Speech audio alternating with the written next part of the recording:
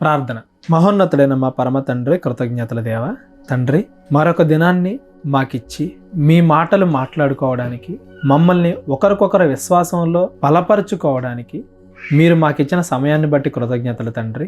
చెప్పబోచుండగా నాకును, వినబోచుండగా నీ కుమారులు కుమార్తెలందరికీ కూడా తోడుగా ఉండి మీ చిత్తానుసారంగా ఈ కార్యక్రమాన్ని ముందుకు నడిపించమని క్రీస్తు వారి పేరిట ప్రార్థన అడిగి వేడుకొంచున్నాం తండ్రి, ఆమేన్. అందరికీ వందనాలు. ముందుగా అందరికీ క్రిస్మస్ శుభాకాంక్షలు. క్రిస్మస్ అనగానే ఓన్లీ మన చర్చ్ ఒక్కటే కాదు, మన వీధిలో ఉన్న అన్ని చర్చిలు, మన మండలం, డిస్టిక్లో ఉండే పెద్ద చర్చిలో పెద్ద సంబరాలు, మన రాష్ట్రం, దేశం, ఏ పండగైనా కేవలం ఒక దేశంలో ఒక రాష్ట్రంలోనే జరుపుకుంటారేమో కానీ ప్రపంచం మొత్తం జరుపుకునే ఏకైక పండగ క్రిస్మస్. మరి ప్రపంచం మొత్తం అంత ఘనంగా జరుపుకునే ఈ క్రిస్మస్కి అంత ప్రత్యేకత ఎందుకు వచ్చింది? యేసు ప్రభు వారి పుట్టుకని అంత బాగా మనం సెలబ్రేట్ చేసుకోవాలా? నైట్ పూట 12-1 గంట అయినా కానీ మన క్రైస్తవులు యేసు పుట్టెను అని ప్రతి వీధి తిరుగుతూ ప్రకటిస్తారు. అంతలా ఒక వ్యక్తిని గొప్ప చెయ్యాల్సిన సిచ్యువేషనా?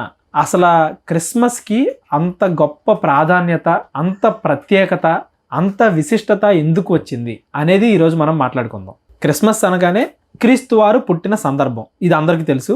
క్రీస్తు వారు ఎప్పుడు పుట్టారు? డిసెంబర్ 25నే పుట్టారా అనేది ఈరోజు మన టాపిక్ కానే కాదు. ఎందుకంటే యూట్యూబ్లో చాలా వీడియోలు చూసే ఉంటారు మీరు. యేసు ప్రభు వారు 25నే పుట్టాడని కొంతమంది, లేదా అసలు డిసెంబర్ నెలలోనే పుట్టలేదని ఇంకొంతమంది రకరకాలుగా చెప్పుకుంటారు. మీరు వాటన్నిటిని కూడా పట్టించుకున్నా పట్టించుకోకపోయినా నష్టం ఏం లేదు. ఎందుకంటే క్రిస్మస్ అనేది జీవితంలో ఒక్క రోజుకి సంబంధించింది కాదు, అది జీవితం మొత్తానికి సంబంధించింది. ఏదో డిసెంబర్ 25 మాత్రమే స్పెషల్ కాదు. క్రిస్మస్ అనేది లైఫ్ మొత్తానికి సంబంధించింది క్రిస్మస్. కాబట్టి డిసెంబర్ నెల, కొంతమంది ఏమో యేసుప్రభు వారు 25నే పుట్టారు అనే దాని మీదే క్రిస్మస్ ప్రసంగాలు తీసుకుంటారు. చాలా మంది మన క్రైస్తవేతర సహోదరులు డిసెంబర్ 25న పుట్టాడని మీ గ్రంథాల్లో లేదు కదా, మరి మీరు క్రీస్తు పుట్టుకని అలా ఎలా గడుపుకుంటున్నారు అంటే, ఏమండి మేము డిసెంబర్ 25ను పుట్టాడు కాబట్టి క్రీస్తు పుట్టుకని జరుపుకోవట్లా. క్రీస్తు పుట్టాడు కాబట్టి దాన్ని ఒక సెలబ్రేషన్ లాగా జరుపుకుంటున్నాం. క్రీస్తు పుట్టలేదు అనడానికి అయితే ఎవరో సందేహించాలనుకుంటున్నా. ఎందుకంటే అసలు అటువంటి క్వశ్చన్ ఎవరు అడగకుండా కూడా దేవుడు నీట్గా పెట్టేశాడు. ఇవాళ మనం 2023 డిసెంబర్ అని మాట్లాడుకుంటున్నాము అంటే ఆ కాలానికి మిడిల్లో ఉంది యేసుప్రభు వారు. యేసుప్రభు వారు పుట్టుకని బట్టే క్రీస్తు పూర్వం, క్రీస్తు శకం అని మనం పెట్టుకున్నాము అంటే యేసు ప్రభు వారు ఈ ప్రపంచంలో పుట్టారా పుట్టలేదా అనేది ప్రశ్నే కాదు, అసలు పుట్టారు అని భూమి మీద పుట్టినరోజు జరుపుకుంటున్న ప్రతి ఒక్కడో కూడా ఒప్పుకుంటున్నట్టే లెక్క. అసలు ఈరోజు మన టాపిక్ డిసెంబర్ 25 గురించి కాదు, క్రిస్మస్ గురించి. రెండింటికి తేడా ఉందా? ఉంది. డిసెంబర్ 25కి క్రిస్మస్కి చాలా తేడా ఉంది. ఆ తేడా ఏంటి అనేది ఈరోజు మనం గమనిద్దాం. మన టాపిక్ వచ్చేస్తే 2000 సంవత్సరాల క్రితమే కదా యేసుప్రభు వారు పుట్టింది. పుట్టి 2000 సంవత్సరాలు అవుతున్నప్పటికీ ఇండియాకి యేసు ప్రభు గురించి బాగా తెలిసి మహా అయితే ఒక 500-600 సంవత్సరాలు కూడా అవ్వట్లేదు కదా. భూమి పుట్టి ఎంతకాలం అవుతుంది చెప్పండి? ఎన్ని కోట్ల సంవత్సరాలు అవుతుంది? ఆదాము గారి కాలం నుండి ఇప్పుడు దాకా మాట్లాడుకున్న ఎన్ని వేల సంవత్సరాలు అవుతుంది? ఇంత కాలంలో, ఇంత లార్జ్ పీరియడ్లో కేవలం యేసు ప్రభు వారికి అంత ప్రాధాన్యత ఎందుకు వచ్చింది అనేది మనం ఆలోచించాలి. యేసు ప్రభు వారి పుట్టుక కేవలం 2000 సంవత్సరాల క్రితం మాత్రమే ప్లాన్ చేసుకుని అప్పటికప్పుడు పుట్టే అలా కాదు. ఆయన ప్లానింగ్, ఒక తల్లిదండ్రుల్ని పిల్లలకు అనాలి అంటే మహా అయితే 1 సంవత్సరం ప్లానింగ్ చేసుకుంటారేమో. ఈ సంవత్సరం కందాం, లేదా 2 సంవత్సరాలకు అందాం, లేదా 3 సంవత్సరాల తర్వాత కందాం అని పెళ్ళి అయిన తర్వాత, పెళ్ళి అవ్వకముందు అలా ప్లాన్ చేసుకుంటారేమో. కానీ యేసు ప్రభు వారి పుట్టుక ఎప్పుడు నుండి ప్లానింగ్ ఉందో చూడండి. ఎఫెసీయులకు రాసిన పత్రిక 1వ అధ్యాయము ఆయన పుట్టుకున్న ప్రత్యేకత మనకు కనపడుతుంది.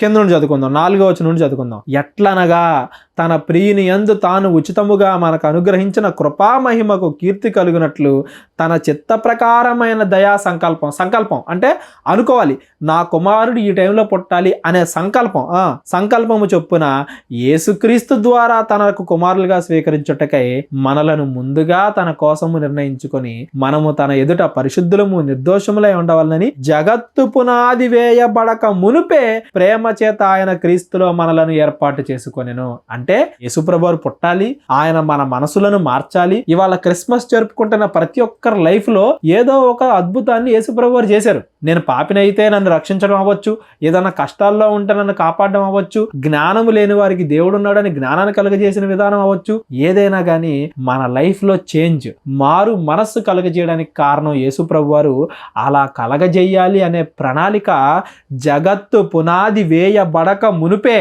అంటే భూమి పుట్టిన తర్వాత 2000 సంవత్సరాల క్రితం యేసుప్రభు వారు పుట్టాలి అనేది కాదు, యేసుప్రభు వారు పుట్టాలి, ఆయన మనుషుల్ని మార్చాలి అనేది ముందనుకుని ఆ తర్వాత విశ్వం వచ్చిందంట. ఫస్ట్ భూమి, తర్వాత జంతువులు, పక్షులు, తర్వాత మనుషులు. 2000 సంవత్సరాల క్రితం పుట్టిన యేసుప్రభు వారి పుట్టుక గురించి ప్రణాళిక ఇంకెన్ని వేల సంవత్సరాలు ఉందో మీరు ఆలోచించండి.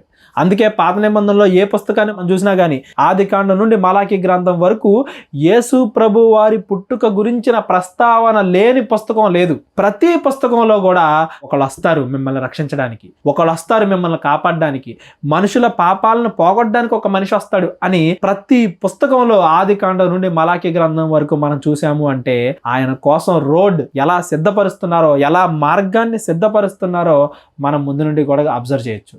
అంత ప్రత్యేకత ఆయన పుట్టుకలో ఏముంది, ఇంతకీ ఆయన పుట్టడం వెనకాల కారణాలేంటి అనేది మనం ఈరోజు చూద్దాం. చాలా మంది యేసుప్రభు వారు పుడితే నాకేంటి, పుట్టకపోతే నాకేంటి, నా లైఫ్ అనేది నార్మల్ గానే ఉంది కదా, నా లైఫ్ లో తేడా ఏమి లేదు కదా అనుకుంటా ఉంటున్నారేమో. క్రైస్తవులు అవ్వచ్చు, క్రైస్తవేతరులు వేరే మతాలకు చెందిన వాళ్ళైనా అవ్వచ్చు. యేసుక్రీస్తు వారు పుట్టారు కాబట్టే ఇవాళ మన ప్రపంచంలో బతుకుతున్నాం. యేసుక్రీస్తు, అది యేసు ప్రభు గురించి తెలిసిన వాళ్ళైనా తెలియని వాళ్ళైనా సమస్త మానవాళి భూమి మీద బ్రతికే ఇవాళ 850 కోట్ల మంది, ఇప్పుడు దాకా పుట్టినోళ్ళు, ఇక ముందు పుట్టబోయే వాళ్ళు, ఇప్పుడు దాకా పుట్టి చచ్చిపోయిన వాళ్ళు, వీళ్ళందరూ భూమి మీద బ్రతుకుతున్నారు అంటే దానికి కారణం యేసుప్రభు వారు. ఎందుకంటే సృష్టించింది యేసుప్రభు వారే కాబట్టి, సృష్టించిన సృష్టికర్త యేసుప్రభు వారే కాబట్టి ఆయన పుడితే నాకేంటి, పుట్టకపోతే నాకేంటి అనే ప్రశ్నే ఫస్ట్ మన మైండ్లో నుండి మనం తీసేయాలి. ఎందుకంటే ఆయన లేకపోతే మన పుట్టుకే లేదు.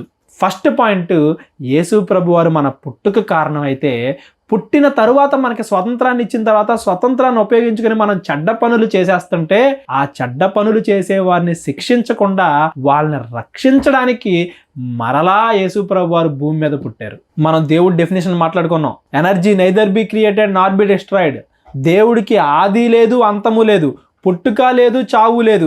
మరి యేసు పుట్టుక అని మాట్లాడుకుంటున్నాము అంటే ఆయన అప్పుడే పుట్టాడని కాదు, ఈ లోకములోనికి అప్పుడే ప్రవేశించాడు అని. వేరే లోకంలో, భూలోకం కాదు, వేరే లోకంలో ఉన్న దేవుడు ఈ లోకంలోనికి వచ్చిన సందర్భమే పుట్టుక.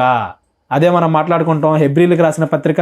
ఆయన మాట్లాడుతూ అంటాడు, ఏమంటున్నాడు చూడండి, 10వ అధ్యాయం 5వ వచనం. కాబట్టి ఆయన ఈ లోకమందు ప్రవేశించినప్పుడు ఇలాగు చెప్పుచున్నాడు, బలియు అర్పణయు నీవు కోరలేదు గాని నాకొక శరీరమును అమర్చితివి.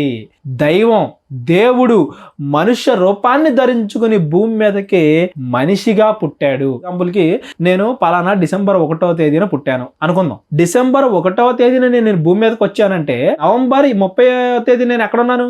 నవంబర్ 30వ తేదీన మా అమ్మ కడుపులో ఉన్నాను. నవంబర్ 29న ఎక్కడున్నాను? మా అమ్మ కడుపులో ఉన్నాను. అక్కడ నుంచి డిసెంబర్ 1కి ముందు 9 నెలలు నేను ఎక్కడున్నాను? మా అమ్మ కడుపులో ఉన్నాను. ఎప్పుడో పుట్టాను, 9 నెలల తర్వాత భూమి మీదకి వచ్చాను. భూమి మీదకి వచ్చిన డేటు, పుట్టిన డేటు అంటే మరి యేసు ప్రభు వారు పుట్టిన డేటు అని మనం మాట్లాడుకుంటున్నామంటే ఆయన భూమి మీదకి పుట్టక ముందు ఎక్కడున్నాడు? ఎగ్జాంపుల్కి నేను 9 నెలలు మా తల్లి గర్భంలోకి రాకముందు తండ్రిలో ఉన్నాను. తండ్రిలో నుండి తల్లిలోనికి వచ్చి శరీరాన్ని ధరించుకుని భూమి మీదకి వచ్చాను. మరి యేసు ప్రభు వారు ఎక్కడున్నారు? తల్లి గర్భంలో, మరియ గారి గర్భంలో ఉన్న ఆయన అంతకుముందు ఎక్కడున్నాడయ్యా అంటే పరలోకములో ఉన్నాడు. పరలోకములో ఉన్న దేవుడు భూమి మీదకి మనిషి శరీర రూపాన్ని ధరించుకుని వచ్చాడు. అంతేగాని యేసు ప్రభు వారు డిసెంబర్ 25నో లేకపోతే 2000 సంవత్సరాల క్రితం పుట్టాడు అంటే అంతకు ముందు ఆయన లేడు అని కాదు, ఉన్నాడు. ఎక్కడున్నాడు? పరలోకములో ఉన్నాడు. మనల్ని పుట్టించిన వాడు ఆయనే, మనల్ని డైలీ చెక్ చేస్తున్నవాడు ఆయనే, మనం మంచి మార్గంలో నడుస్తున్నా చెడు మార్గంలో నడుస్తున్నా మనల్ని హెచ్చరించేవాడు ఆయనే. నోవాహు జలప్రళయం అప్పుడు అందరి దగ్గరకు వచ్చి వాళ్ళని రక్షించడానికి వాళ్ళకి వాక్యాన్ని చెప్పింది ఆయనే. వాక్యం వచనాలు మనం చదువుకున్నాం. పరలోకములో ఉన్న దేవుడు భూమి మీదకి వచ్చిన సందర్భం అది. దానికి రుజువేంటో చెప్పమంటారా? కన్యక్కి యేసుప్రభు వారు పుట్టారని మాట్లాడుకుంటాం మనం. చాలా మంది అదేదో మెడికల్ మిరాకిల్ లాగా మాట్లాడుకుంటారు కానీ కన్యక్కి యేసుప్రభు వారు పుట్టడానికి గల కారణం ఏంటంటే ఆయన పరలోకములో ఉన్నాడు కాబట్టి. ఇప్పుడు ఫర్ ఎగ్జాంపుల్ కి నేను మనిషిని ఎక్కడి నుండి వచ్చాను? భూమి మీదకి ఆదాము దగ్గర నుండి వచ్చాను. అపోస్తల కార్యాలు 17వ అధ్యాయము అందరూ మనుషులు భూమి మీద పుట్టే ప్రతి మనిషి ఎక్కడి నుంచి వచ్చాడు చూడండి. 26వ వచనం, యావత్ భూమి మీద కాపురం ఉండుటకు ఆయన ఒక్కని నుండి ప్రతి జాతి మనిషిని సృష్టించను. ఆదాము ఒక్కడి నుండి అవ్వొచ్చింది. ఆదాము అవ్వల నుండి కయ్యూను హేబేలు వచ్చారు. ఆదాము అవ్వల నుండి మిగతా జనాంగం ఎవరైతే భూమి మీద బతుకుతున్నారో ఇప్పుడు 850 కోట్ల మంది ఇప్పుడు దాకా చచ్చిపోయిన వాళ్ళు లేకపోతే వీళ్ళందరూ ఆదాము అనే ఒక్క మనిషి నుండి మనుషులందరినీ సృష్టించాడు దేవుడు. నేను భూమి మీదకి వచ్చాను అంటే నా తల్లి గర్భంలో 9 నెలల నుండి వచ్చాను. నా తల్లి గర్భంలోకి రాకముందు మా తండ్రిలో ఉన్నాను. తండ్రిలోకి రాకముందు మా తాతగారిలో ఉన్నాను. అలా వెనక్కి వెళ్ళిపోతే నోవాహు గారిలో ఉన్నాను. ఇంకా వెనక్కి వెళ్ళిపోతే ఆదాము గారిలో ఉన్నాను. కానీ యేసు ప్రభు వారు కన్యక్కి పుట్టడానికి గల కారణం ఏంటంటే ఆయన ఆదాములో లేడు. ఆయన ఎక్కడున్నాడు? పరలోకములో ఉన్నాడు. పరలోకములో ఉండి మనుషులందరినీ చెక్ చేస్తున్నాడు. ఆ పరలోకము నుండి డైరెక్ట్ గా భూమి మీదకి వచ్చాడు కాబట్టి ఆయన కన్యక్కి పుట్టాడు. యేసు ప్రభు వారు కన్యక్కి పుట్టడం వెనకాల కారణం ఏంటంటే ఆయన యోసేపులో లేడు. యోసేపు తండ్రి యాకోబులో లేడు. అలా వెనక్కి వెళ్ళిపోతే ఆయన ఆదాములో లేడు. ఆయన పరలోకములో నుండి వచ్చాడు కాబట్టి ఆయన పుట్టుకకి అంత స్పెషాలిటీ వచ్చింది. అందరిలాంటి పుట్టుక కాదు ఆయనది. ఆయన మనుషులందరూ కూడా ఆదాములో నుండి వస్తే ఆయన పరలోకాన్ని విడిచిపెట్టి వచ్చారు. తేడా ఏంటంటే మనందరం కూడా భూమి మీద బ్రతకడానికి వస్తాం, ఆయన చచ్చిపోవడానికి వచ్చాడు. నువ్వు నేను భూమి మీదకి ఎందుకు వచ్చాం? బ్రతకడానికి వచ్చాం. యేసు ప్రభు వారు భూమి మీదకి ఎందుకు వచ్చాడు? చనిపోవడానికి వచ్చాడు. అందువల్ల ఆయన పుట్టుకకి అంత స్పెషాలిటీ వచ్చింది. అందువల్ల ఆయన కన్యక్కి పుట్టాల్సి వచ్చింది. అందువల్ల ఆయన భూమి మీదకి రావడం వెనకాల ఆ టైంలో ఏమంటారు, ఒక దేవదూత వచ్చి చెప్పాల్సిన అవసరం ఏంటి? ఒక దేవదూత వచ్చి అమ్మా నీ గర్భము ఇదిగో తెరవబడుచున్నది, ఇదిగో దేవుడు నీ గర్భంలోకి ప్రవేశిస్తాడు. దేవుడు గొర్రెల కాపర్ల దగ్గర కూడా చూడండి మీ కొరకు రక్షకుడు పుట్టాడు, వెళ్ళి చూడండి. లేకపోతే యోసేపు దగ్గరకు కూడా ఒక దూత వచ్చి ఇదిగో ఇది పరిశుద్ధాత్మ వలన కలిగింది అని. ఆ టైంకి అంత సిగ్నిఫికెన్స్ ఎందుకు వచ్చిందంటే దేవుడే భూమి మీద పుడుతున్న సందర్భం. ఇప్పుడు సామాన్యంగా చాలా మంది క్వశ్చన్ వచ్చేది, అదేంటిది దేవుడు భూమి మీద పుట్టాల్సిన అవసరం ఏముంది? ఎవడన్నా తప్పు చేసాడనుకో నీ పాపాలు క్షమించబడును గాక అని ఆయన పరలోకం నుండి అనేయచ్చు కదా. మన పాపాలను క్షమించడానికి యేసు ప్రభు వారు భూమి మీదకి వచ్చారు అని మనం మాట్లాడుకుంటున్నామే. అదేదో ఆయన పరలోకంలోనే ఉండి ఇదిగో ఇతడు పాపాలు పోవును బాకాక, నీ పాపాలు పోవును గాక, నా పాపాలు పోవును గాక అని మనందరి గురించి ఆయన పాపాలు పోవును గాక అని పరలోకం నుండి చెప్పేయచ్చు కదా. ఎందుకని భూమి మీదకి వచ్చి మనుషుల కొరకు చచ్చిపోయి పాప క్షమాపణ చేయాల్సిన అవసరం వచ్చింది అనేది ఇవాళ ప్రతి క్రైస్తవుడు తెలుసుకోవాలి. క్రిస్మస్ రోజున తెలుసుకోవాలి. ఎందుకంటే యేసు ప్రభు వారు పుట్టడం వల్ల ఆయన ఫేమస్ అవలా, ఆయన చచ్చిపోయాడు మనుషుల కోసం కాబట్టి ఆయన పుట్టుకు అంత ప్రాధాన్యత వచ్చింది. యేసు ప్రభు వారు పుట్టి మనుషుల కోసం చచ్చిపోకుండా అందరిలాగే బ్రతికేశాడు అనుకోండి, ఇవాళ ఆయన పుట్టుకని క్రిస్మస్ లాగా మనం ఇంత వేడుకగా జరుపుకునే వాళ్ళమా? కాదు. ఆయన చావు జనాలందరి కోసం చచ్చిపోయాడు కాబట్టి ఆయన పుట్టుక్కి వాల్యూ వచ్చింది. ఆయన మనుషుల కోసం చచ్చిపోయాడు కాబట్టి ఆయన పుట్టుకని మనం సెలబ్రేట్ చేసుకుంటున్నాం. చావు వల్ల పుట్టుక పండగ అయింది. చావు వల్ల పుట్టుకకి అంత ప్రాధాన్యత వచ్చింది. అది వాళ్ళు మనం గుర్తించాలి. ఏంటంటే ఆయన పరలోకంలో ఉండే పాపాలు పోవాలి అని చెప్పకుండా భూమి మీదకి వచ్చి మనుషుల పాపాలు పోగొట్టడానికి గల కారణం ఏంటి అనేది ఈరోజు మనం చూద్దాం. ఎందుకంటే ఆది కాండంలోనే మనం మాట్లాడుకుంటాం, దేవుడు ఆదాము గారికి స్వతంత్రాన్ని ఇచ్చాడు, ఒక ఫ్రీడమ్ ఇచ్చారు. మంచి చెడుల తెలివినిచ్చి ఏదనేది చూస్ చేసుకోవడం నీ ఇష్టం. నువ్వు మంచిని చూస్ చేసుకుంటావా, మంచిని చూస్ చేసుకో. చెడును చూస్ చేసుకుంటావా, చెడు చూస్ చేసుకో. ఏది ఎంచుకోవాలన్నా అది నీ మీదే ఆధారపడుతుంది అని మనిషికి స్వతంత్రాన్ని ఇచ్చాడు దేవుడు. మనమేం రోబోట్లం కాదు. ఇప్పుడు ఫర్ ఎగ్జాంపుల్ ఒక రోబోట్ ఉంది, నేను రోబోట్కి నాతో మాట్లాడమని కోడింగ్ రాశాను అనుకో, మాట్లాడుతుంది. నేను ఆ కోడింగ్లో 4 లైన్లు డిలీట్ చేశాను అనుకో, అది మాట్లాడదు. అంతేనా కదా? వాటర్ తీసుకురమ్మంటే వాటర్ తీసుకొస్తుంది, పలానా దానికి ఆన్సర్ చేయమంటే ఆన్సర్ చేస్తుంది, ఇమేజ్లు చూపించమంటే ఇమేజ్లు చూపిస్తుంది, వీడియో చూపించమంటే వీడియో చూపిస్తుంది. రోబోట్కి మనం కోడింగ్ రాస్తాం, అంతేగాని దానికంటూ స్వతంత్రం లేదు. అది తేడా. ఇప్పుడు మరి ఆర్టిఫిషియల్ ఇంటెలిజెన్స్ వచ్చింది కదా అంటే ఆర్టిఫిషియల్ ఇంటెలిజెన్స్కి కూడా నువ్వు కోడింగ్ రాసి చెప్తున్నావు, ఇలా ప్రవర్తించు, అలా ప్రవర్తించు, ఎలా చెయ్యి, అలా చెయ్యని. అంతేగాని ఆ ఆర్టిఫిషియల్ ఇంటెలిజెన్స్కి ఇది మంచి ఇది చెడు అని నువ్వు చెప్పకుండా తెలుసుకునేది ఉందా? లేదు కదా. ఇప్పుడు ఫర్ ఎగ్జాంపుల్కి నేను మనిషిని నాకెవరో కూడా చెప్పాల్సిన పని లేదు ఇది మంచి చెడు అని. నా మనస్సాక్షి చెప్తుంది. అంటే దేవుడు నాకేం చేశాడు? స్వతంత్రాన్ని ఇచ్చాడు. ఇప్పుడు నేను మంచిగా బ్రతకాలన్నా చెడుగా బ్రతకాలన్నా అది ఎవరి మీద ఆధారపడి ఉంటుంది? నా మీద ఆధారపడి ఉంటుంది. చాలామంది అంటారు దేవుడు నుదుటి రాతలు రాసేస్తున్నాడని. దేవుడు అలాగేం రాయడు. మనిషికి దేవుడు కాలాన్ని ఇచ్చాడు. నువ్వు మంచివాడు అవుతావా చెడ్డవాడు అవుతావా అనేది ఎవరి చేతుల్లో ఉందంటే మన చేతుల్లోనే ఉంది. ప్రసంగ గ్రంథంలో మనం మాట్లాడుకుంటాం కదా, నరులను దేవుడు యథార్థవంతులుగా పుట్టించెను, కాకపోతే మనుషులే వివిధ రకాలైన తంత్రాలు కల్పించేసుకున్నారు అని. సో మనుషులని మంచివారిగా చెడ్డవారిగా దేవుడు చెయ్యట్లేదు. మనుషులే నేను మంచివాడినో చెడ్డవాడినో డిసైడ్ చేసేది ఎవరంటే నేనే. నా నుదుటి రాతో దేవుడో పలానా ఇంకెవరో కాదు, నేనే. ఒకవేళ నేను ఏదైనా చెడ్డ పని చేస్తే ఆ చెడ్డ పని నుండి ఆ పాపానికి క్షమాపణ పొందుకోవాల్సింది, దాన్ని తీసేసుకోవాల్సింది కూడా ఎవరి మీద ఆధారపడిందంటే నా మీదే ఆధారపడి ఉంటుంది. దానికి మార్గాన్ని కల్పించడానికి యేసుప్రభువారు వచ్చారు. పాపం చేసిన ప్రతి ఓడు కూడా పాపాలు పోవును గాక అని ఆయన పరలోకం నుండి ఎందుకు చెప్పలేదు అంటే అది మన మీద ఆధారపడి ఉంది. మన మారు మనస్సు పొందాలి అన్న ఉద్దేశంతో మనకి పాపం చెయ్యకూడదు అని దుష్టత్వమైన మనస్సు నుండి మంచితనం వైపు మన మనస్సు కన్వర్ట్ అవ్వడానికి ఆయన భూమి మీదకి వచ్చి ఒక్క పాపం కూడా చెయ్యకుండా బ్రతికి మన కోసం చచ్చిపోయాడు.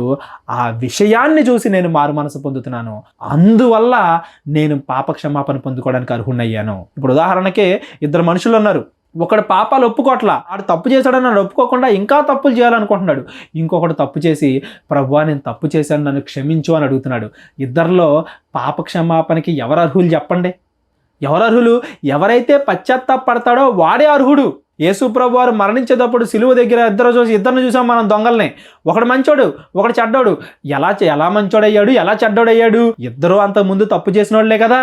ఒకడు మంచోడు ఒకడు చెడ్డోడు ఎందుకు అయ్యాడంటే ఒకడు దేవుణ్ణి అడిగాడు, ఒప్పుకున్నాడు నేను తప్పు చేశానని. ఇంకొకడు ఒప్పుకోట్ల. ఎవరైతే పాపాన్ని ఒప్పుకొని మారు మనసు కలుగుద్దో వాళ్ళు మాత్రమే క్షమించబడడానికి అర్హులు. అప్పుడు వాళ్ళని దేవుడు క్షమిస్తాడు. మరి యేసు ప్రభువారు భూమి మీదకి ఎందుకు వచ్చారయ్యా అంటే ఆ పశ్చాత్తాప మనసు మనందరికీ కూడా కలుగజేయడానికి. కలగట్లా మనకి ఈ లోకంలో మన హృదయాన్ని మనం కఠినం చేసేసుకుని ఎలా పడితే అలా ఉంటున్నాం. ఆయన లైఫ్ను ఒక్కసారి చూపించాడు. ఇప్పుడు యేసుప్రభువారి లైఫ్ నేను చూశాను అనుకోండి, ఒక్క తప్పు కూడా చేయకుండా ఒక మనిషి బతకగలడా? బతికి చూపించాడు. అలా బతికిన ఒక వ్యక్తి చచ్చిపోయాడు ఎందుకోసం అంటే నా కోసమా? అదేంటి, నాకు పడాల్సిన శిక్షని ఆయన వేసుకున్నాడు ఆయన మీద. నేను ఏం మంచి చేశానని ఆయన నా కోసం చచ్చిపోయాడు. మనం ఇంకా పాపులమై ఉండగానే ఆయన మన కొరకు చచ్చిపోయాడని మనం మాట్లాడుకుంటాం. మనం ఏం మంచి చేశామని మన మీద నమ్మకం పెట్టుకుని వీడు మారతాడు అన్న ఉద్దేశంతో ఆయన నా కోసం చచ్చిపోయాడు. ఆయన చావు, ఆయన బ్రతుకు, ఆయన చెప్పిన మాటలు, ఆయన అందించిన జ్ఞానం అదేం చేస్తుందంటే నాలో మారు మనస్సును కలుగజేస్తుంది. అందువల్ల ఎప్పుడైతే నాకు మారు మనస్సు కలిగిందో అప్పుడు ఆయన క్షమిస్తున్నాడు. ఒక మనిషిలో మారు మనస్సును కలుగజేయడానికి ఆ తర్వాత క్షమించడానికి ఆయన భూమి మీదకి వచ్చాడు. మారు మనస్సు లేని పాప క్షమాపణ వ్యర్థం. ఆయన పరలోకంలోనే ఉండి ఒక మనిషికి మారు మనస్సు కలగకుండా ఆయన గనక నీ పాపాలు పోవును గాక అన్నాడు అనుకోండి, మనకేమన్నా అర్థమవుతుందా? ఏం చేస్తాం మనం? ఎన్నిసార్లు దేవుడు క్షమిస్తే అన్నిసార్లు పాపాలు చేసుకుంటా పోతాం. ఎవరికైతే మారు మనసు కలిగిందో వాడికి పాప క్షమాపణ ఇవ్వాలి. మారు మనసు పొందడం అనేది ఎవరి చేతుల్లో ఉంటది? మన చేతుల్లో ఉంటది. ఆ మారు మనస్సును మనకు కలుగజేయడానికి, మన మనస్సును మార్చడానికి ఆయన భూమి మీదకి పుట్టాల్సి వచ్చింది. పరలోకంలోనే ఉండి పాపాలు క్షమించగలడా? కానీ దానివల్ల ఉపయోగం లేదు. భూమి మీదకి వచ్చి ఒక మార్గాన్ని చూపించి పాప క్షమాపణ పొందుకోవాలి అనే మనసును మనకు కలుగజేసి అప్పుడు ఆయన చనిపోయాడు. అందువల్ల ఆయన గొప్పడయ్యాడు. ఉదాహరణకి యేసుప్రభు వారు దేవుడు అని చాలామంది ఒప్పుకోరు, వాళ్ళని పక్కన పెట్టేద్దాం. యేసుప్రభు వారు స్వస్థతలు చేశాడు అని ఒప్పుకోరు చాలామంది, వాళ్ళని పక్కన పెట్టేద్దాం. యేసుప్రభు వారు అసలు మహిమకు పాత్రుడు కదా, ఆయన నార్మల్ ఒక మనిషి అంతా అనుకుందాం, వాళ్ళని కూడా పక్కన పెట్టేద్దాం. మీరు అన్ని పక్కకు పెట్టింది యేసుప్రభు వారు ఒక్క తప్పు కూడా చేయకుండా భూమి మీద బ్రతికాడు. ఆయన మనిషిలాగే తీసుకుందాం ఎగ్జాంపుల్కి. కాసేపు ఆయన దేవుడు అనే విషయాన్ని పక్కన పెడదాం. ఆయన మనిషిలాగే పుట్టాడు కదా, మనిషి అనే పాయింట్ కాసేపు ఆలోచిద్దాం మనం. ఆ మనిషిలో ఒక్క తప్పు కూడా చూపించే వ్యక్తి ఎవరు ఉన్నారా ఇప్పుడు ప్రపంచంలో? ఒక్కళ్ళు కూడా లేరు. అది ఒప్పుకుంటారు. యేసు ప్రభు వారు మనిషి, ఆయన ఒక్క తప్పు కూడా చేయలేదు అనేది అందరూ ఒప్పుకుంటారు. మరి ఒక్క తప్పు కూడా చెయ్యని వ్యక్తి నీ కోసం నా కోసం చచ్చిపోతున్నాడు అంటే పాపము చేయకుండా నీ బ్రతుకు నా బ్రతుకు మార్చుకోవాలి అన్న ఆ ఉద్దేశం మనకు కలుగుతుంది కదా. దానికోసం ఆయన భూమి మీదకి వచ్చాడు. ఎవరెవరైతే భూమి మీద యేసు ప్రభుని యాక్సెప్ట్ చేయని వాళ్ళు, యాక్సెప్ట్ చేసేవాళ్ళు ఈ ప్రపంచంలో ఉన్న వాళ్ళు అందరూ ఉన్నారో వాళ్ళందరూ కూడా యాక్సెప్ట్ చేసేది ఏంటంటే యేసు ప్రభు వారు తప్పు చెయ్యని ఒక వ్యక్తి, ఆ వ్యక్తి నా కోసం చచ్చిపోయాడు. అది ప్రేమకి కరుణకి నిదర్శనం. ఏమంటారు, మనం చూస్తూ ఉంటాం క్రిస్మస్ కి స్టేట్ సీఎంలు యేసు ప్రభుని పొగుడుతారు. ఈవెన్ దో వాళ్ళు హిందువులైనా, ఈవెన్ దో వాళ్ళు ముస్లింలైనా. ఎందుకని యేసు ప్రభుని పొగుడుతున్నారంటే వాళ్ళు కింద ఒక లైన్ రాస్తారు, ఏంటంటే ప్రేమ, త్యాగం, కరుణ, ఈ 3 పదాలకే నిదర్శనం ఎవరిని ఉన్నారంటే యేసుప్రభు వారు ఒక్కలే. ఈవెన్ దో వాళ్ళు యేసుప్రభు చేసిన స్వస్థతలను యాక్సెప్ట్ చేయకపోవచ్చు, యేసుప్రభు దేవుడు అనే విషయాన్ని యాక్సెప్ట్ చేయకపోవచ్చు, యేసుప్రభు వారు కన్నెక్కి పుట్టాడనే విషయాన్ని యాక్సెప్ట్ చేయకపోవచ్చు, ఆయన ప్రేమకు నిదర్శనం, కరుణకు నిదర్శనం, త్యాగానికి నిదర్శనం. తన సహోదరుల కోసం ప్రాణం పెట్టాడు, అది ప్రేమ. తన సహోదరుల్ని క్షమించాడు, కరుణ. తన సహోదరుల కోసం తానే సిలువెక్కాడు, అది త్యాగం. పరలోకాన్ని వదిలేసుకుని వచ్చాడు. ఏమంటే ఇవాళ నాకు ఒక ఇల్లు ఉందనుకోండి, నా ఇల్లు అమ్మేసి నేను వేరే వాళ్ళ కోసం సిద్ధపడిపోతాను అంటే ఎవరన్నా ఒప్పుకుంటారా? చెప్పండి. మీ ఇల్లు, మీ ఆస్తి మొత్తం అన్ని వదిలేసి వేరే వాళ్ళకి సేవ చేయడం కోసం మీరు రమ్మంటే మీరు వస్తారా? 10వ వంతు ఇవ్వడానికి, లేకపోతే 100 రూపాయలు వస్తే నాకు అందులో 10 రూపాయలు దేవుడికి కానికి ఇవ్వడానికి నేను ఇబ్బంది పడతానే, అలాంటి 100 రూపాయలు దేవుడికి ఇచ్చేస్తానా నేను? భూమి మీద ఉండే డబ్బు, ఇల్లు, వీటికే మనం ఆశపడి వీటినే మనం వదులుకోలేకపోతున్నామే. పరలోకాన్నే వదిలొచ్చాడండి ఆయన. అందుకోసం ఆయన ప్రేమ, కరుణ, త్యాగాలకి ఒక డెఫినేషన్ అయ్యాడు. ఒక మనిషిని చూపించి డెఫినేషన్ చెప్పమంటే, ప్రేమ అంటే ఎదుటోళ్ళని ప్రేమించాలి, కరుణ అంటే ఎదుటోళ్ళకి మీద కృప చూపించాలి, త్యాగం అంటే ఎదుటోళ్ళ కోసం మనం ఏమైపోయినా పర్లేదు అని డెఫినేషన్లు చెప్పడం వేరు, ఒక డెఫినేషన్ లాగా ఒక మనిషి నిలబడడం వేరు. ఉదాహరణకి యేసుప్రభు వారు ఆ టైంలో నీళ్ల మీద నడిచాడు. రేపొద్దున టెక్నాలజీ బాగా పెరిగి మనం నీళ్ల మీద నడుస్తామేమో. యేసుప్రభు వారు నీళ్ళని ద్రాక్షరసంగా మార్చాడు. రేపొద్దున టెక్నాలజీ ఇంకా బాగా పెరిగి నీళ్ళని ద్రాక్షరసంగా ఎలా మార్చాలనే విషయం మనం తెలుసుకుంటామేమో. యేసుప్రభు వారు కుష్ఠరోగిని స్వస్థపరిచాడు. పేతురు అత్తకి జ్వరాన్ని పోగొట్టాడు. ఇవాళ మనం జ్వరం పోగొట్టడానికి అట్లీస్ట్ యేసుప్రభు లాగా ఇన్స్టెంట్ గా చేయపోయినా 5 నిమిషాల్లో టాబ్లెట్ వేసుకుంటున్నాగా తగ్గేలాగా. రేపొద్దున ఇంకా టెక్నాలజీ పెరిగి యేసుప్రభు వారు చేసిన ఏదైతే కుష్టు అవి అవన్నీ మనం చేయగలుగుతామేమో. కానీ పరిశుద్ధంగా ఒక్క తప్పు కూడా చేయకుండా ఒక మనిషి ప్రేమ, కరుణ, త్యాగాలకు డెఫినేషన్ లాగా నిలబడ్డం అనేది ఎక్కడైనా జరిగిద్దా? అందుకోసం యేసుప్రభు పుట్టుక గొప్పదైంది. అందువల్ల యేసుప్రభు వారు రక్షకుడయ్యారు. అలా మాట్లాడుకుంటే యేసుప్రభు వారి కన్నా ఎక్కువ స్వస్థతలు శిష్యులు చేశారు. స్వస్థతలు ఎవరైతే బాగా చేస్తారో, ఎవరైతే ఎక్కువగా అద్భుతాలు చేస్తారో, ఎవరైతే రోగాలు ఎక్కువ బాగొట్టేస్తారో వాళ్ళు దేవుడు కాదు. దేవుడికి డెఫినేషన్ అది కాదు. దేవుడికి డెఫినేషన్ ఏంటంటే తప్పు చెయ్యకుండా ఉండే ఒక వ్యక్తి. ఒక్క తప్పు కూడా చెయ్యని వాడే దేవుడు అవుతాడు. ఒక్క తప్పు కూడా చెయ్యని వాడే ఇంకొక తప్పు చేసిన వాడిని క్షమించడానికి అర్హుడవుతాడు. అది దేవుడికి డెఫినేషన్. అందువల్ల యేసుప్రభు వారు దేవుడయ్యాడు. అందువల్ల యేసుప్రభు వారు పుట్టుకని ఈరోజు మనం ఇంత గొప్పగా చెప్పుకుంటున్నాం. మనం ఈరోజు గుర్తించాల్సింది ఏంటంటే యేసుప్రభు వారు పుట్టుక అనేది మన కోసం. 2000 సంవత్సరాల క్రితం ఆయన పుట్టాడు, చచ్చిపోయాడు అంటే ఆ టైంలో ఉన్న వాళ్ళ కోసమే కాదు, మన కోసం. ఎందుకంటే ఇవాళ నేను తప్పు చెయ్యకూడదు, నేను మంచిగా బ్రతకాలి, మారు మనసు పొందాలి అనే ఆలోచన నాలో కలగడానికి యేసుప్రభు వారి బోధ, యేసుప్రభు వారి జీవన విధానం, ఆయన శిలువలో చచ్చిపోయిన ఆ త్యాగం, వీటిని చూసి నాకు మారు మనసు కలుగుతుంది. వీటిని చూసి మన బ్రతుకు మారుతుంది. కాబట్టి ఆయన మన కోసం పుట్టాడు, మన కోసం చచ్చిపోయాడు. అందువల్ల యేసుప్రభు వారి పుట్టుకను అంత గొప్పగా చేస్తున్నాం. ఒక మనిషిని దేవుడు చేసేది స్వస్థతలో, అద్భుత కార్యాలు అవి అనుకుంటే శిష్యులు కూడా దేవుళ్ళు అయి ఉండేవాళ్ళు.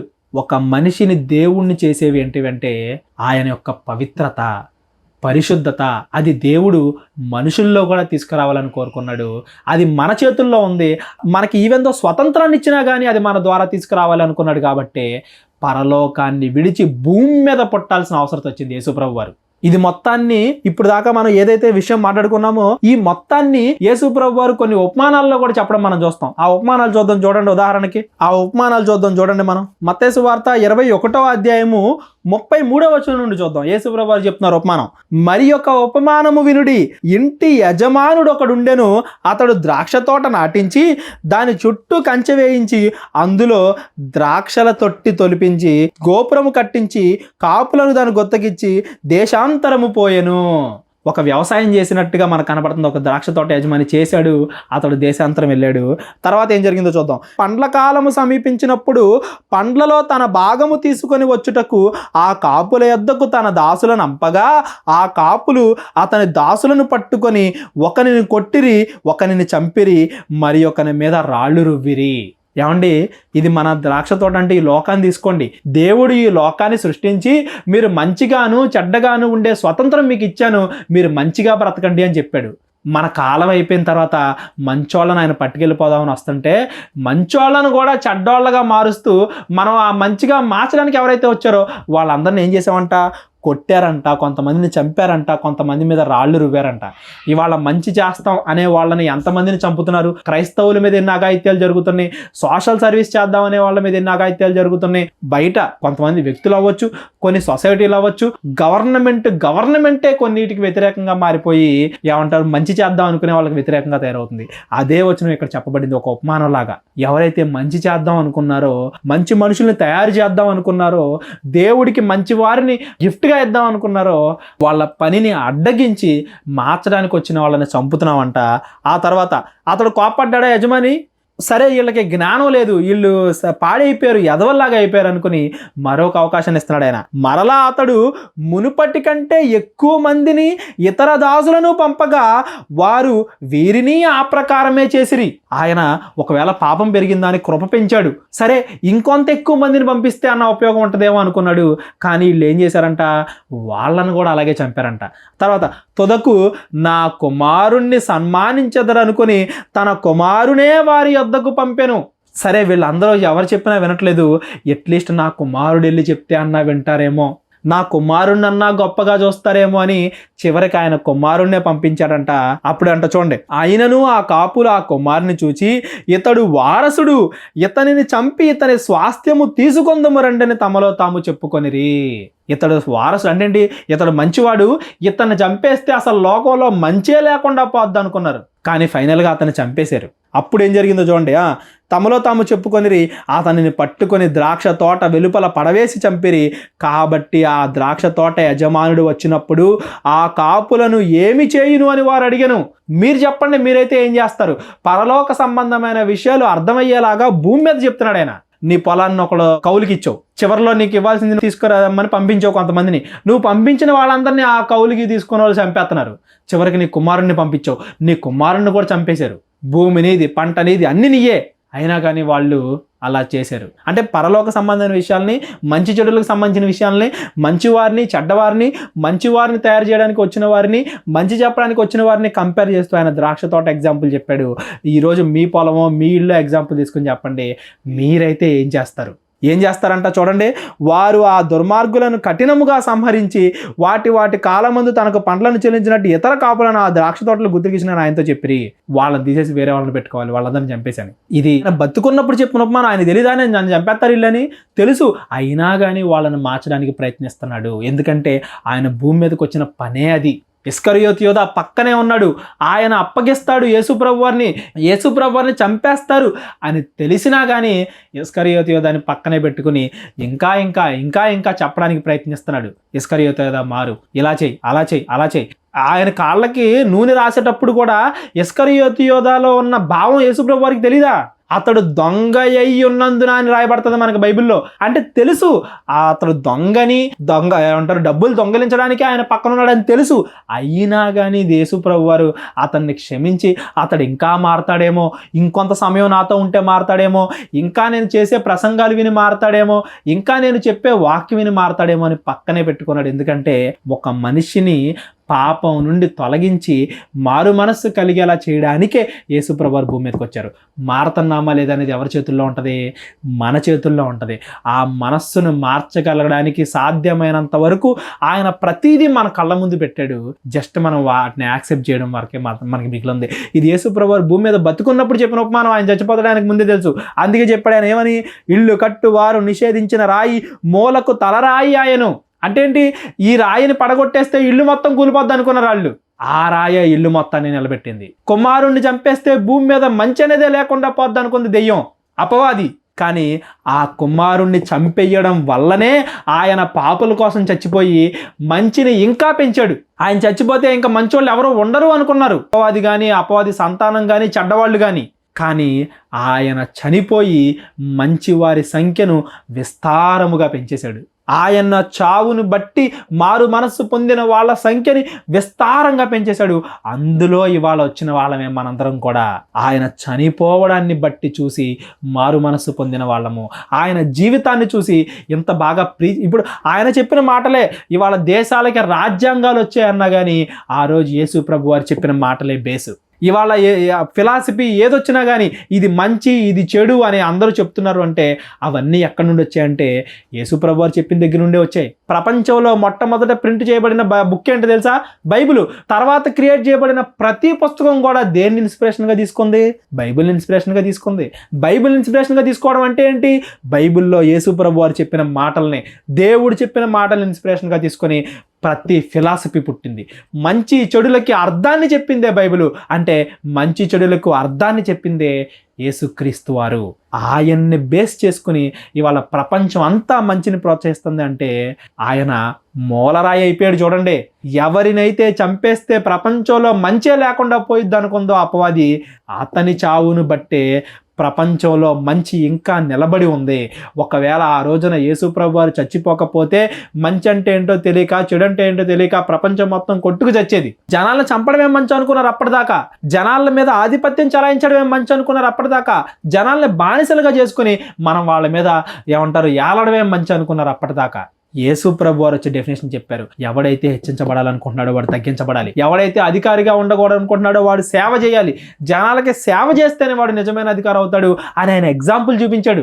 యేసు ప్రభు వారు ఆయన పరలోకాన్ని సృష్టించిన, భూలోకాన్ని సృష్టించిన, మహా ఆకాశాన్ని సృష్టించిన దేవుడైనప్పటికి కూడా పశువుల పాకలో ఎందుకు పుట్టాడు? మీ ఇంటి పక్కన ఎక్కడన్నా మేకల్ని, గొర్రెల్ని లేకపోతే గేదెల్ని పెంచే ఏదైనా పశువుల పాక ఉంటే అక్కడికి వెళ్ళి చూడండి పరిస్థితి ఎలా ఉంటుందో. మీరు వాటిని ఎలా ట్రీట్ చేస్తారో చూడండి. ఆ ప్లేస్లో చూడండి. పశువుల పాక అందంగా ఉంటుంది కదా, క్రిస్మస్ అప్పుడు మనం పెడతాం కదా అని లైట్లతో మెల్లమెల్లాడుతుంది కదా అనుకోకండి. ఒకసారి నిజంగా ఆ ఎద్దులు, మేకలు ఆ ఉండే ప్లేస్కి వెళ్ళి ఆ పాక ఎలా ఉందో చూడండి. అక్కడ యేసుప్రభు వారు పుట్టారు అంటే ఆయన ఎంతగా తనను తాను తగ్గించుకున్నాడు, ఎంతగా ఆయన రాజ్య అధికారాన్ని కోరుకుంటున్నాడా, జనాలందరూ నా కింద బానిసలుగా ఉండాలని కోరుకుంటున్నాడా, లేదా నేనే అందరికీ సేవ చేయాలి అని కోరుకుంటున్నాడా? అది మనం ఆలోచించాలి. ఆయన ఫస్ట్ సేవ చేస్తూ ఒక మాదిరిగా ఉండాలనుకున్నాడు. ఇవాళ జనాలు అనుకోవచ్చు నాకు ఆస్తి లేదు అందుకే నేను తప్పు చేశా అంటారేమో. ఆయన ఆస్తి లేకుండా పుట్టి మంచిగా బతకగలమని చూపించాడు. ఇవాళ నాకెవరో బానిసలు లేరు, నా మాట ఎవరో వినట్లేదు అనుకుని తప్పు చేస్తున్నారేమో. ఆయన ఆ స్టేజ్లో ఉండి మనం మంచిగా ఉండగలమని నిరూపించాడు. ప్రపంచానికి మార్గదర్శకంగా ఉండగలమని నిరూపించాడు. ఈ కాలంలో మాకు టెక్నాలజీ లేదు, ఫోన్ లేదు, ల్యాప్టాప్లు లేవు, అందరికీ ఆయనే మార్గదర్శి.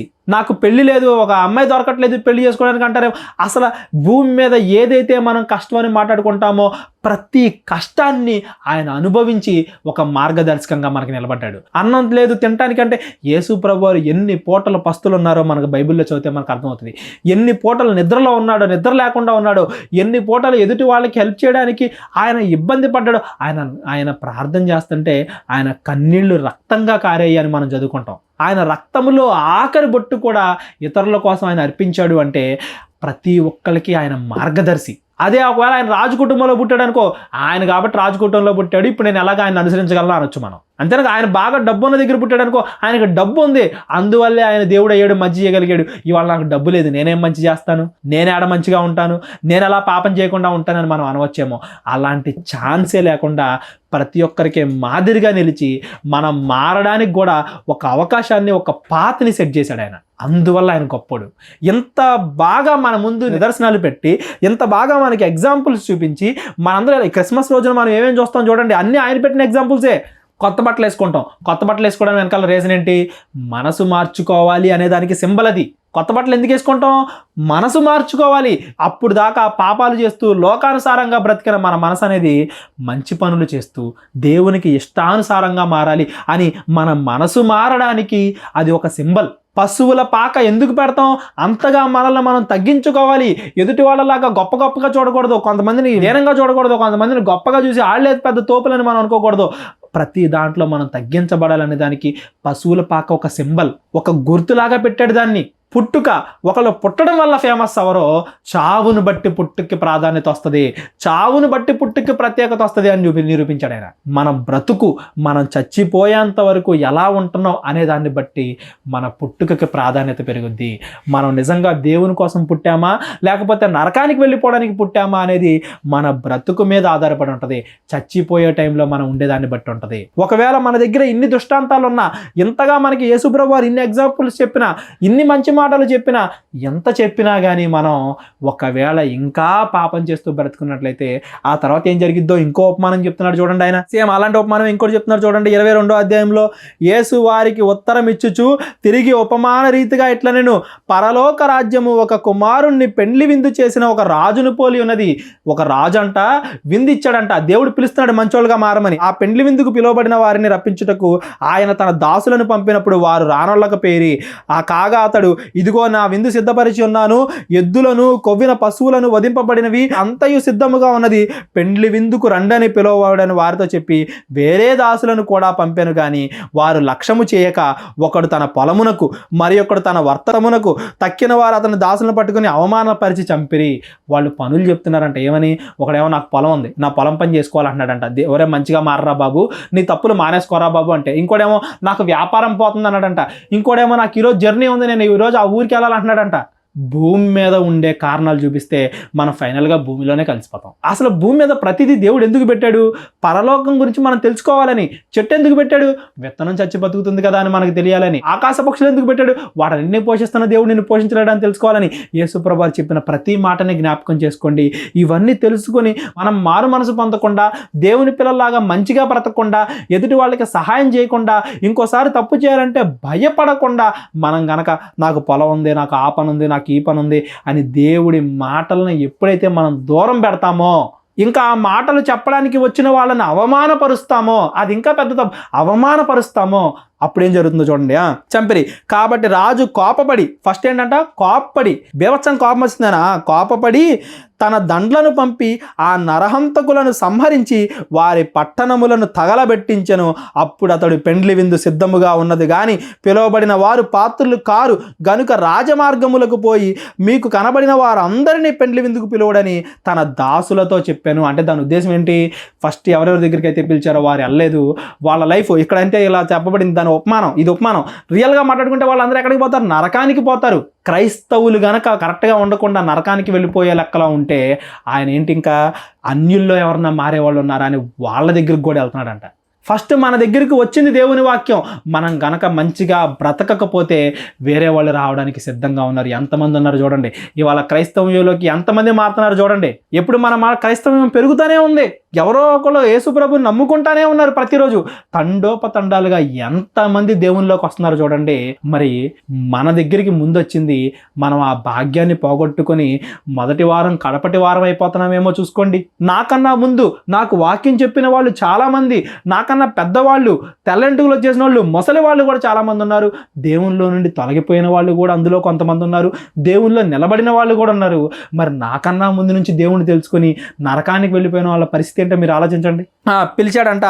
ఆ పిండ్లకు వచ్చిన వారు అందరూ కూడా ఏమంటారు, కొంతమంది వచ్చారు, యేసుప్రభుని నమ్ముకున్నారు. నెక్స్ట్ ఏం జరిగిందో చూడండి. ఆ దాసులు రాజమార్గమునకు పోయి చెడ్డవారినేమి మంచివారినేమి తమ కనబడిన వారు అందరినీ పోగు చేసిరి గనుక విందుకు వచ్చిన వారిలో ఆ పెండ్లిశాల నిండెను. అంటే ఏంటి? ఇంకొచ్చారు దేవుడి దగ్గరికి చాలా మంది వచ్చారు. మంచోళ్ళు చెడ్డలు అందరూ. ఇప్పుడు క్రిస్మస్లో అప్పుడు మన చర్చిలకు అందరికి వచ్చేస్తారు కదా, మీరు అందరూ ఇక్కడ కూర్చున్నారు కదా, ఇంకా చాలా మంది వస్తారు కదా. అలా దేవుడి దగ్గరికి చాలా మంది వచ్చేసారంట. వచ్చిన తర్వాత ఏం జరిగిందో చూడండి. రాజు కూర్చున్న వారిని చూచి లోపలికి పిలిచి అక్కడ పెండ్లి వస్త్రము ధరించుకొనని ఒకరిని చూచి, స్నేహితుడా, పెండ్లి వస్త్రము లేక ఇక్కడ ఎలాగూ వచ్చితివని అతన్ని అడగగా అతడు మౌని అయి ఉండెను. రాజు వీని చేతులు కాళ్ళు కట్టి వెలుపలి చీకటిలోనికి త్రేసివేయుడి, అక్కడ ఏడుపును పండ్లు కొరుకుతా ఉండునని అతని పరిచారకులతో చెప్పాను. దేవుడి దగ్గరికి మనం వచ్చామే కానీ మనకి పెండ్లి వస్త్రం ఉందా అంటే, రక్షణ వస్త్రం ఉందా? ఏదో క్రైస్తవులం కాబట్టి క్రిస్మస్ రోజుకైనా చర్చికి వెళ్ళాలి కాబట్టి, లేదా క్రిస్మస్ రోజునైనా ఏదో ఒక మెసేజ్ వినాలి కాబట్టి ఏదో మెసేజ్ ఓపెన్ చేసి ఉంటాం, చర్చికి వెళ్ళి ఉంటాం, చర్చికి వెళ్ళి అక్కడ కూర్చోవడం. అలా ఉంటున్నామా? నిజంగా వస్త్రాన్ని ధరించుకున్నామా?